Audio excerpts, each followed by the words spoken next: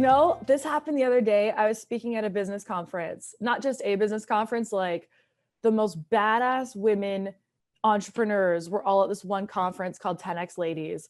And I'm talking self-made female billionaires on this panel with me.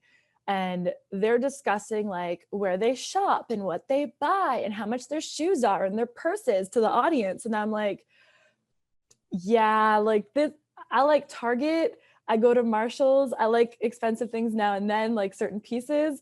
But if I have money coming in, I'm buying Bitcoin or NFTs right now. And you can have your shoes. Those are going to depreciate as you scuff them up and fuck them up. All of my stuff's going to appreciate. So you can make fun of me now, but in the long run, I got you. So did you always have that kind of like low time preference for buying items, or was it something that Bitcoin taught you? Or I think it's kind of like the Bitcoin community has taught me that, specifically on Twitter. Like when there's other people around that are showing you it's okay to not be scared, because I generally would not be scared. I'm like, oh, well, that's fine. I know it's going to rebound. It's going to whatever. It makes more sense to buy assets, which is what Bitcoin is, than to buy something that's going to depreciate. When there's an actual community around you cheering you on and being like, oh yeah, I'm doing the same thing. You're not crazy. And I'm like, okay, sweet. And you see how they're living, and you see people getting to quit their jobs because they put money in Bitcoin and now they bought their house, they bought whatever. It's awesome. yeah, I totally second that. Like I think growing up, we probably had a similar experience where it was like expected that you would save, Mhm. but it wasn't really explained like how or necessarily why we're saving in banks, even though the Mhm. assets being depreciated and we're kind Mhm. of getting taxed by inflation all the time. So I really like how the Bitcoin community reinforces a savings that actually works, and kind of reinforces this low time preference living where you don't need to have like expensive looking things to show off your status really.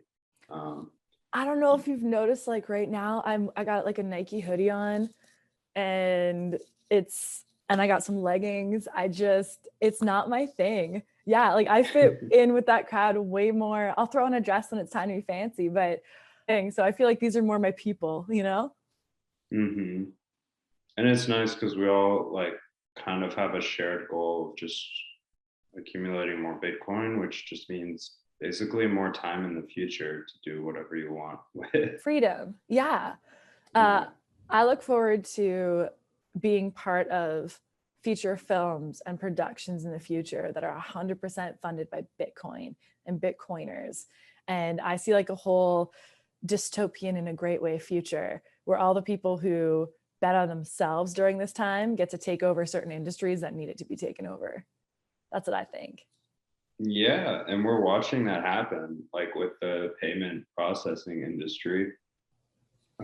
Jack Mallers of Strike, Yeah. who, I mean, they delivered Bitcoin solutions to Twitter in tandem with like Square and Cash App. And it's like, I wonder how much longer it's going to be before Google and Apple kind of recognize that their market share, like their dominance and their moat is shrinking. Oh, they Be- already know. I have this like little gut instinct feeling that they're scrambling. And it's the same feeling I had when Periscope came out on Twitter. Do you remember that? When there Mhm. was the live streaming. So when Periscope came out, I could feel Facebook scrambling and being like, oh crap, ours needs to be better. And then when Facebook Live came out, I could feel YouTube scrambling under the water like a duck, like calm, and the feet are going like this. You know what I mean? And then they released their version. I can feel the same thing right now with Google, with Amazon. I think this is my prediction, is that one of the companies is going to make something crappy that they're going to present as this is a better version of this, but it's not going to be, because they always like to do that. Someone's going to do that, and then the other ones are going to win. That's my guess. Do you want me to expand on it? I see you thinking. Yeah, I'm thinking that like Robinhood already kind of did that in a way, but please expand on it. Yeah, I like it when I can tell you're thinking.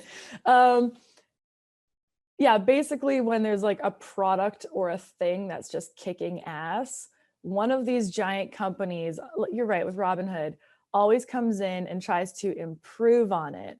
So someone will come out with their own crypto or something, while the other ones will just be like, yeah, we're integrating Bitcoin. Like someone's going to be like, ours is better. It's going to be like, no, it's not. And then that'll be that. They'll waste a ton of money on it. Yeah, there's no need to reinvent the wheel, and literally, I think the problem is that a lot of people don't recognize there's a difference between Bitcoin and crypto. Like there's a fundamental different assurance of property rights there. Mm-hmm. Whereas you and I, like investing in Bitcoin, we know that our property is secure for as long as we can keep our private keys to ourselves. Yeah, way to rub it in. Thanks, man. I I really lost don't that know. one. I'm just saying. Yeah, I know where mine is now. Thanks. Yeah.